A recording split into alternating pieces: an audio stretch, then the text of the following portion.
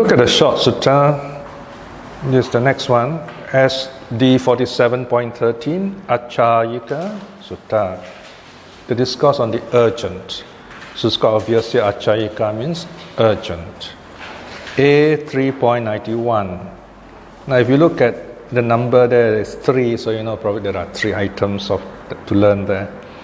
The theme is the urgency of the 3 trainings. Okay? The 3 trainings are in Sila, Samadhi, Panya. Training in moral virtue, training in the mind, and then training in wisdom. Okay? So basically, we start by preparing our body and speech so that this body and speech are in harmony with the Dhamma, and it helps us, it leads to Samadhi, to concentration, which refers to meditation. And both moral virtue and mental concentration are the basis for wisdom, of the understanding of impermanence, suffering, and non-self. Alright? Accayika Sutta, the discourse on the urgent, A3.91, page 129, is that correct? 1 to 9. Yeah? The farmer's 3 urgent tasks. So here the Buddha compares something very familiar to the people, how a farmer works in northern India, and how we should practice the Dhamma. Bhikshus, there are these 3 urgent tasks of a house-lord farmer, or you can translate as plowman if you like. What are the 3? Here, Bhikshus, a house-lord farmer quickly gets his field well plowed and well harnessed. Okay, so well harrowed. Sorry. So plowing, harrowing. In other words, preparing the place to plant the seeds. Notice there is this adverb, quickly. Because if it goes too slow, then the seasons will run out. Having quickly got that field well plowed and well harrowed, he then quickly sows the seeds. Right? So normally they'll poke a hole and then drop a few seeds. Okay? And then cover the hole. That's number 2, right? Sowing. Number 3, having quickly sowed the seeds, he then quickly irrigates the field, then drains it. Right? So here it doesn't, in this case it's not rice, so it waters the field and then drains it away. So just enough water, in other words. So these bhikshus are the urgent tasks of a household farmer. Right? So there you are. A good farmer plows, sows, irrigates. Okay? Now bhikshus, that house-lord farmer has neither magic nor power to do thus. Let my grain sprout today. Let my grain ear tomorrow. Let them ripen after tomorrow. Right? So the Buddha said the farmer doesn't have the power of magic. He can't do this. He cannot say. I mean, all he can do is plow the field, sow the seeds and irrigate it. Right? No matter what prayer uses, he can't. It won't work. Section 5. But in due time, bhikshus, when the seasons change, the house-lord farmer's grain will sprout and ear and ripen. Right? So these are the stages of growing now. So here, of course, all the audience will say, yeah, we know that, all right? So the Buddha said, okay, this is true, right? They accept it. Then the Buddha will say, okay, the Dhamma training also is like that. So this is the second part now. So this is a mirror sutta. No? You have section A is reflected section B. Amongst 3 urgent tasks, section 6. Even so, bhikshus, there are these 3 urgent tasks for a monk or for a practitioner, for us. No? What are the 3? The undertaking of the higher moral training. All right? Okay, this basically means keeping the precepts. Right? But there is the word higher here, adi sila. So here, because Buddha is talking to the monks, so for the monks it means you got to keep all those rules given to the monks, and the purpose is to lead to meditation. For lay people, we should at least keep the 5 precepts properly, and the purpose of it is so that our minds will be peaceful. All right. Adi can also translate as in connection with. All right.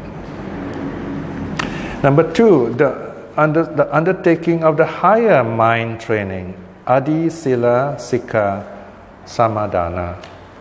Higher mind. Okay, so here refers to meditation. Of course, for most lay people, they don't meditate, so you can say this higher mind refers to some level of meditation.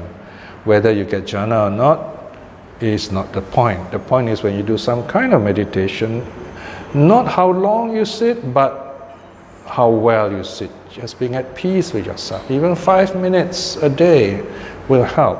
It makes you feel peaceful, right? In the case of the monks, they should try their best, use the monastic conditions to attain jhanas.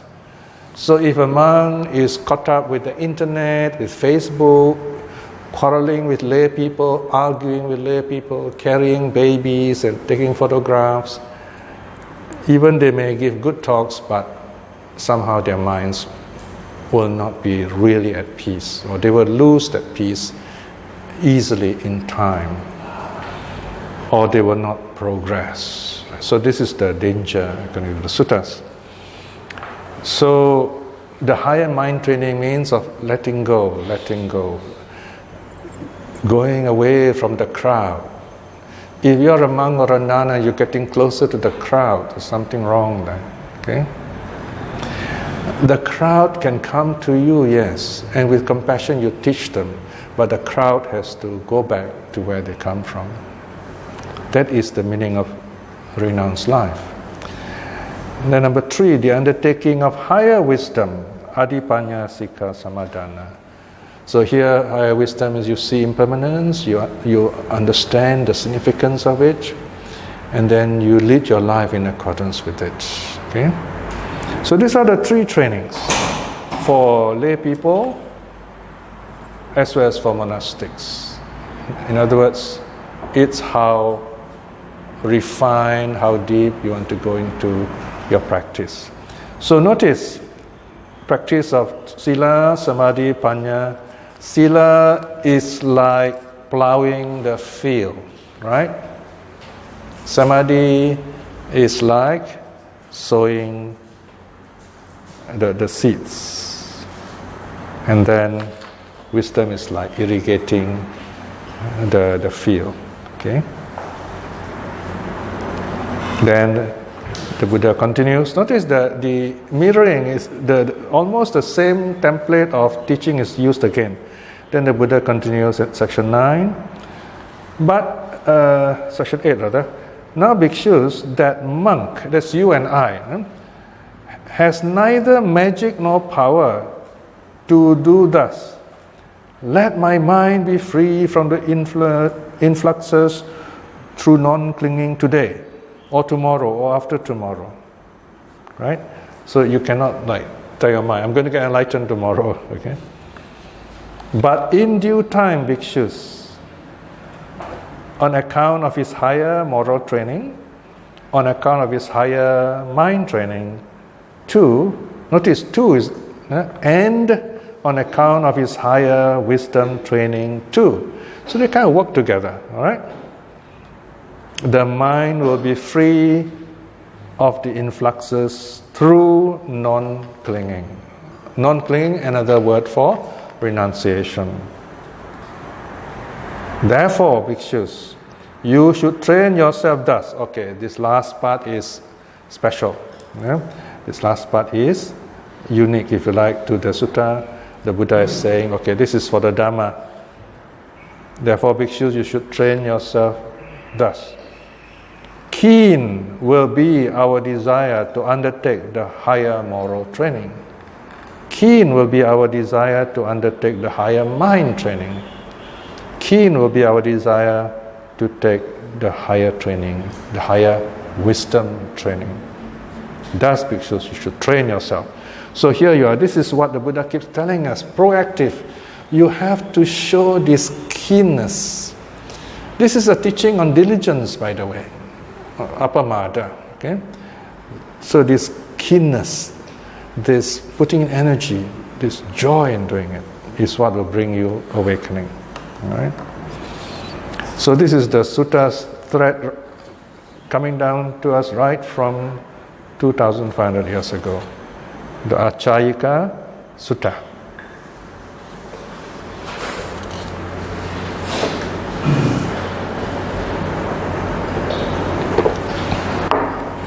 Okay, so any feedback or questions? Oh, yes. Recently, a newspaper, there's this Vietnamese nun brought in an orphan to Singapore in treatment. So she runs an orphanage and there's many children under over. So what's the comment on this? Okay, now this is quite tricky. No? In terms of early Buddhism, it's definitely no, because monks and nuns are supposed to be renounced. So I can't think of any orphanage in Thailand, for example. But I think Sri Lanka they do have. But then there's a case where they arrested a monk for child abuse. Yeah, in Sri Lanka. So you have this kind of problems. Mahayana, I can't really say much because most of them don't keep to the rules of early Buddhism. So it's a different order altogether. It's a different religion altogether from early Buddhism.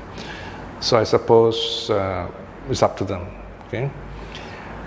But if you really want to do it properly, you can have, let's say, a committee of monks and nuns. But lay people are the ones doing all the legwork. They are the ones actually doing the organizing and everything. And occasionally the monks and nuns will come, teach them, show their presence. That would be proper. But for monks and nuns to become surrogate parents, that would be spiritually wrong. Because it's like you want to have children without the responsibility of a family. Right? Or you want to have a family without responsibility of a family. So it's very confusing, all right? But unfortunately, it happens, you see. So you can imagine what kind of children, so what kind of children will they become when they grow up, okay? We have to be careful how we present Buddhism. Even those temporary ordinations, you know. I was a very young monk those years, and in the big vihara in Kuala Lumpur, Malaysia, they decided to follow the Thai style of temporary ordination. And of course, I thought, well, okay, it's a great idea. You get these young people to become monks for a short while, just a month or a couple of months. And those days, of course, I was still young, so I didn't look so formidable or dangerous to all these powerful monks. So they asked me, say, can you give a talk to these young monks? I said, oh, gladly. What else can I talk about to these young monks other than Vinaya? So I told them, I said, you are monks now, and the monks follow Vinaya rules. And this is what the Vinaya is about. And I thought the chief high priest would be very happy. The feedback I got was just the opposite. In fact, I can still remember his words very clearly in my mind. He called him up and he says, Piya Silo, if you go on talking about Vinaya to these monks, these young monks, they will never become monks. Then in my mind I said, I do not know how to reply this kind of statement, you know. If you talk about Vinaya to these young monks, they won't become monks. I said, wow, you know, we are living by different rules already.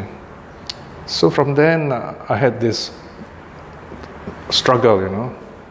I'm in the wrong place. So this is one of the reasons why in the end, I told myself I have to work on my own. Because we are living in different worlds, unfortunately.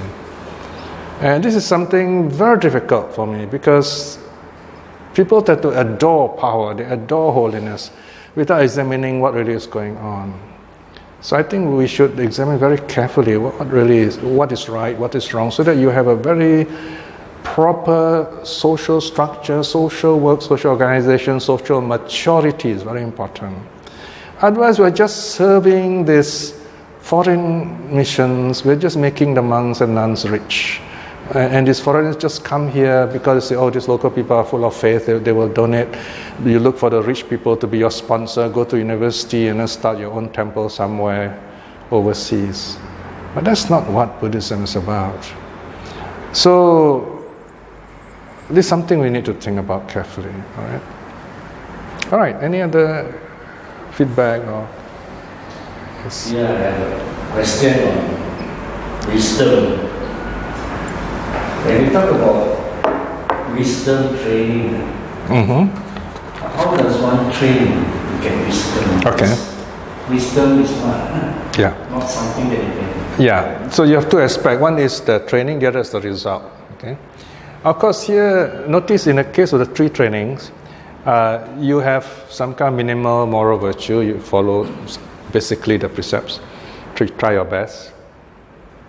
We're not saying you are pure like a monk, but you try your best. And then if something's wrong, then you reflect. Okay, why did I break this precept? What happened? Now that's the wisdom training. Okay, why did I break this precept? What happens when I break this precept? How can I strengthen myself so that I will cut down breaking this precept, like that, step by step. It's always step by step, is it? So that's the wisdom aspect. So wisdom is not a category by itself. All these 3, they intermingle. They help each other. Only the stress is different. Okay, so because all these things are learning process. They're telling you where you can strengthen yourself, how you can have that totally peaceful mind. See? Then meditation. Okay, so you reflect on impermanence. You find, you can do so far, but then after that you find you're stuck. Then you find, there's something else I need to do. I don't enjoy my meditation. That means there's no joy in it. So you got to maybe go to a happy place, a quiet place, beautiful nature. Some of these natural places are very beautiful. When you go there, you have this natural happy feeling. Not like the kind of feeling you get when you go to Orchard Road. If you go to Orchard Road, the feeling you want to buy things, right? You know, you go to a supermarket, they place certain things very strategically, you know. Now, the other day I got caught a bit because they put some chocolates, a newly released chocolate brand, and it's very cheap. Now, I tend to get attracted to cheap things, and it's just there, waiting to pay the bill at the cashier. No? So I just say, you paid 2 for only 2 something. So I took 2 and then I paid for it. Then I went home. Then I thought myself, why did I buy these chocolates? Because I'm not going to eat them. So you can get caught in this kind of thing in the wrong environment. Whereas if you go to a very happy place, it's so peaceful, you just want to sit there and feel peace. So that's another part of wisdom, of choosing the right environment so that you can meditate. Right? So it's a kind of strategy. It's a kind of making the right moves, and then the wisdom itself. The problem is that maybe 8 out of 10 people do not use any strategy. True. So they yes, just go for the common. Let me give you an example. I think about 6 months ago, the newspaper highlighted one case. This man was suffering from terminal cancer, and they told him he had something like 2 or 3 months to live. Then he said, "I want to get married." So the hospital arranged for his fiancée or whatever. How old was he? To get married in the hospital. How old was he? Yeah, so they got married in the hospital. How old was he? Sorry? The age. How old? Yeah. Man. How old was he? About 60. Quite old. The woman was about 50 something. Okay. So anyway, what the Straits Times highlighted was, he gave her happiness because and then she also gave him happiness, and she made a huge sacrifice to marry him, knowing that he was going to die soon. But to me, that is stupidity. Pardon my sense. Because when a terminally ill man of that age marries a woman who was previously single, her life is gone. Yeah. Okay, so now we have to be. Now these newspaper items. The question, there are many ways of looking at this. Of course, you look at the Sutta's point of view. How do I see this with loving kindness? That's one way you can respond. Another way is, you have pros and cons, But the first thing we should ask ourselves is that I'm not this person, so I don't know how this woman thinks. What does it serve to go and get married? Yeah. No, I think we got to ask this woman why she feels that way. I'm sure she's making some kind of sacrifice. There are other things involved we don't know about. So I think we should ask her. And then there's something to learn there. Now that's wisdom. Okay? There might be something she might say, they say, that is, I never thought of it that way. See, we don't know. So here I would say, give it the benefit of the doubt. Yeah, it is true. We say, such a waste and so on. Because these are very personal cases, so it's not easy to judge, Yeah, so I would keep it open. As I said, I would maybe ask the woman, why do you do this? It's such a big sacrifice you're making, Yeah, but I'm making the general assumption that most people do not go into that level. Oh, no, yeah. You cannot generalize. No. We cannot take the specific as the general, you see? So that's another wrong categorization, we say, right, in logic. May I go back here to Chakiki's question just now about what is wisdom or how to get wisdom. Must wisdom therefore involve some of the meditation to get to wisdom? Ideally, yes. But in practical terms, you go where you are. You go from where you are. For example, there are lay people who can meditate. Then they have to practice mindfulness. See, mindfulness, you don't need deep meditation. Mindfulness is you tell yourself, whenever something happens, you tell yourself, all this is impermanent. Right? That's another way of saying, don't think too much about it, let it go, So another way is reflect on the impermanence of it. Right? So that's one way. So basically, there are many ways of saying it, but remember, this is impermanent. First level. Second is you ask yourself, what does it mean when I say something's impermanent? It's not an excuse, because you say, impermanent, then you take it as an excuse, and then it is, there's no point to it, you see. The fact that it's impermanent means the effect of this current problem may not last, have to be gone, you see. Now, you did a mistake, the boss will scold you, now he'll forget about it, all right? But then you might repeat it, you see. So second truth is, it may repeat itself. It may come back. So second lesson is, how do I prepare myself so that it doesn't return? So that's the second lesson of impermanence, you see. So it goes on like that, on a simple level, right? Now, on a Dhamma level, we see everything changing. As you walk to the garden and say, we had this beautiful tree last time, now it's gone, And then you say, all these creatures there also die. So you feel a sense of sadness. So you begin to value life, right? You're not saying, I need to plant another tree. That's not the point, okay? It's just that you reflect that way, okay? And then the next time you have a chance, you keep a tree. So for example, I've been looking, I said, wow, the other side behind you have many tall trees, Then I asked myself, wow, look at these trees, are so tall and they're on a high level. What if they fall on the next house? So the owner has to be more circumspect and make sure the trees are well trimmed and so on. So you begin to reflect on everything in a kind of in a connected way, and then you ask, what can I do about this? What shall I do about this? Right. So impermanence is things change. You have this chance to affect change. You have a chance to make use of the change, and the change also gives you an opportunity to better yourself. So there's no hope is lost there, in other words. So it's a teaching of hope also, impermanence. So that's wisdom. Because then you live without worry, with less stress and so on. Okay?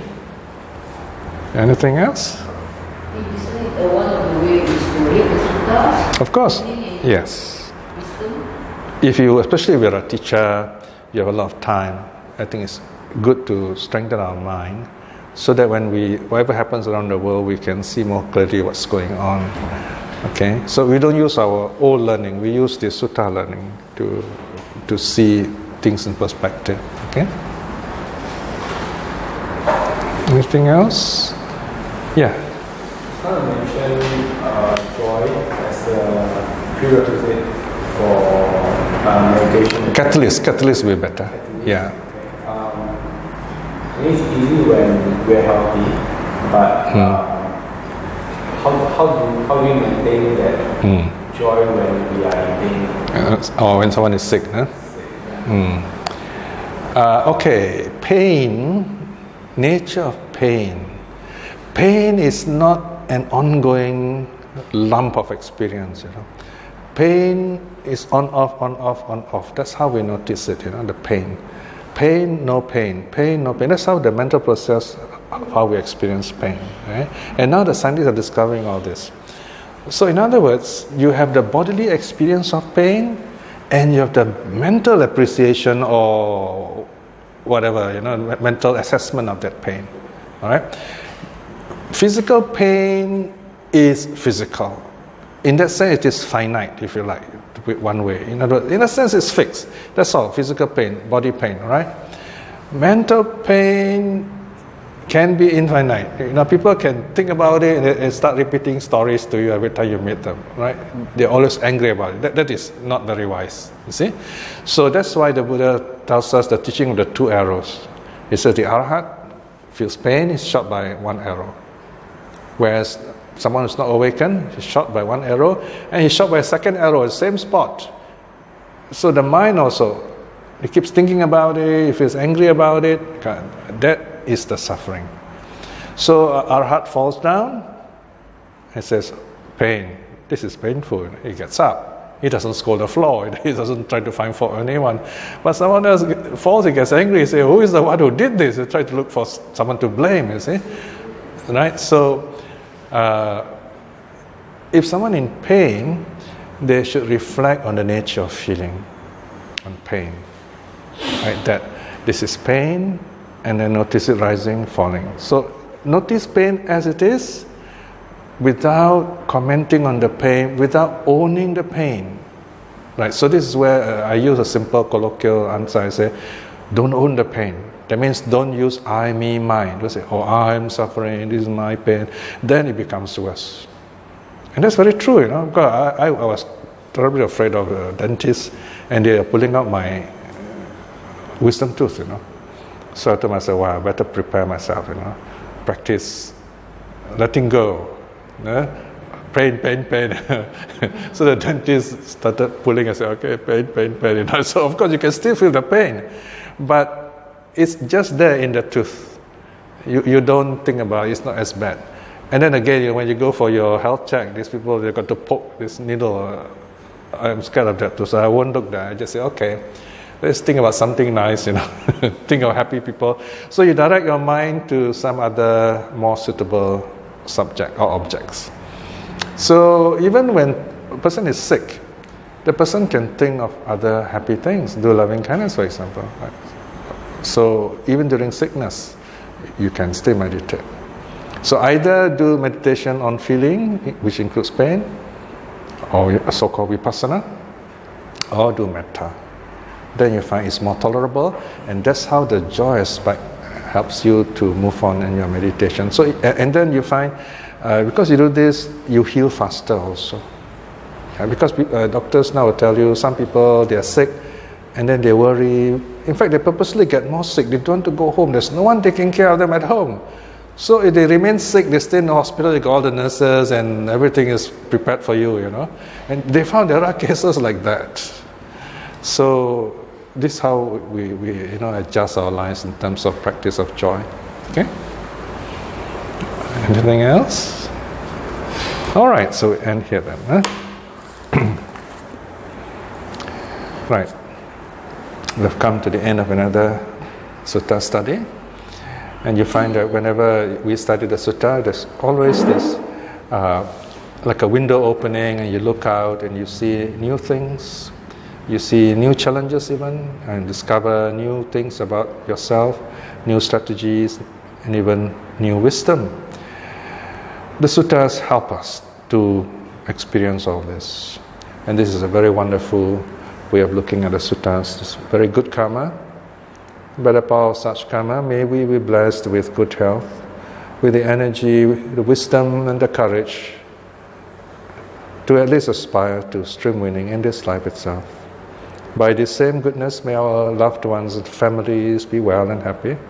May all the people working and living here who come here to be well and happy and wise in the Dhamma.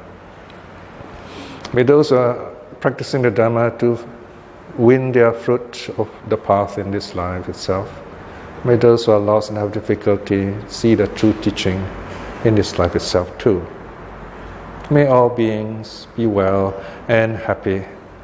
Sadhu, sadhu, sadhu.